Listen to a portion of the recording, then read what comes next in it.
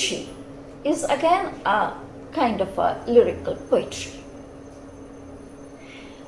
The word elegy is derived from the Greek elegia, which means lament. Elegy refers to a formal lyric poem lamenting the death of a friend or public figure.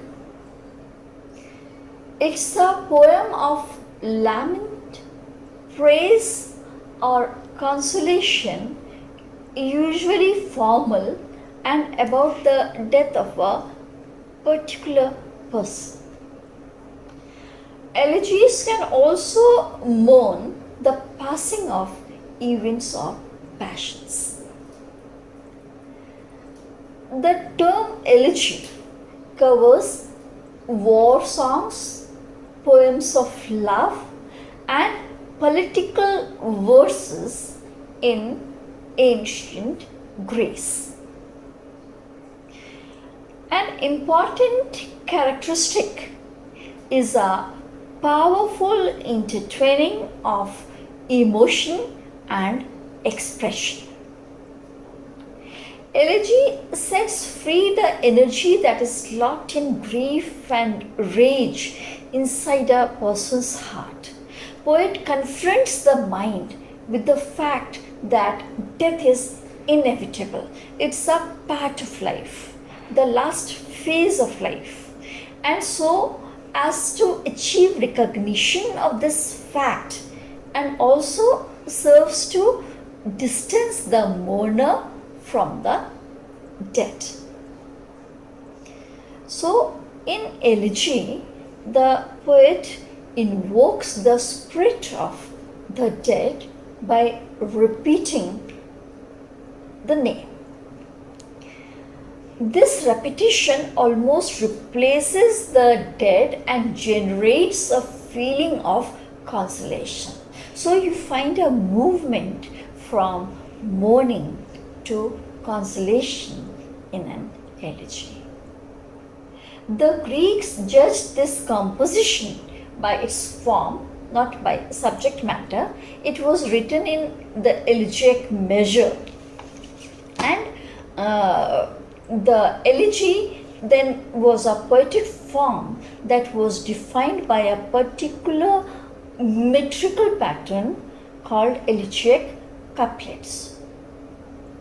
That is alternating lines of dactylic hexameter, 6 dactyls per line, and dactylic pentameter, 5 dactyls per line. A dactyl is a long syllable followed by 2 short syllables. You need not pay much attention to this at this stage. What is important for now, know this, that during the Renaissance, pastoral elegy was introduced into English poetry. It followed a convention by which the poet represented himself as a shepherd bewailing the loss of a fellow shepherd. The setting and characters are taken from rustic life. Milton's Lycidas and Arnold's Thyrsis are pastoral elegies. Sometimes the poet deviates from the main theme and goes into other aspects like literary criticism. Milton laments the degradation of poetry and religion in Lycidas. It is originally written on the death of his friend Edward Kind.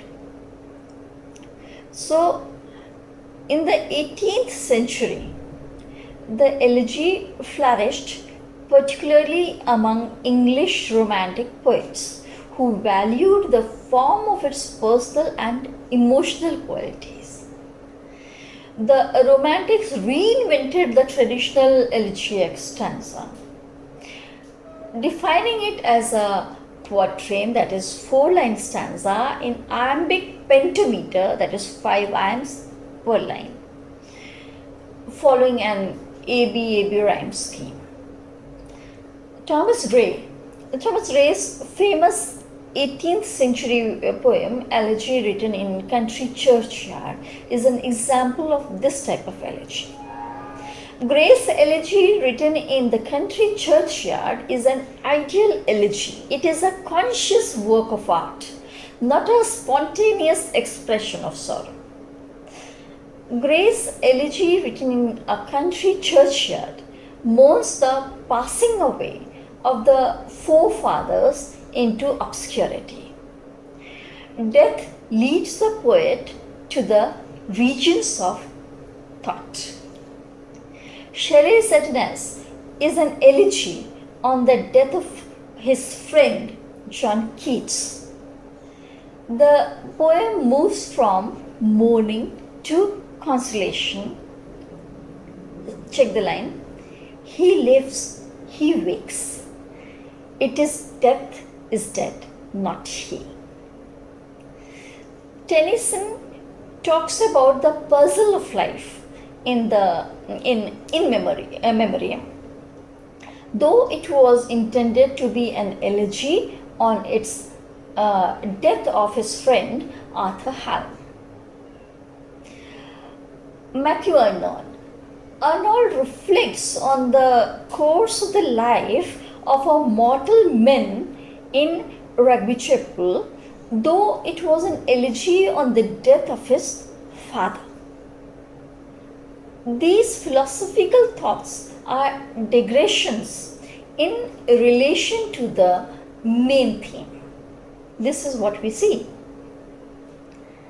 But they seem an integral part of the entire structure.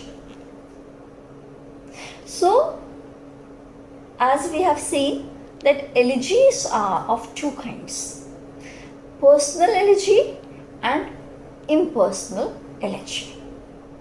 In a personal elegy, the poet laments the death of some close friend or relative. In impersonal elegy, the poet grieves over human destiny or over some aspect of contemporary life and literature. In this way, we get his philosophy of life and death. Nowadays, an elegy takes its name from its subject matter. The theme of an elegy must be mournful or sadly reflective. It is usually a lamentation for the dead. It is written as a tribute to someone lived and lost.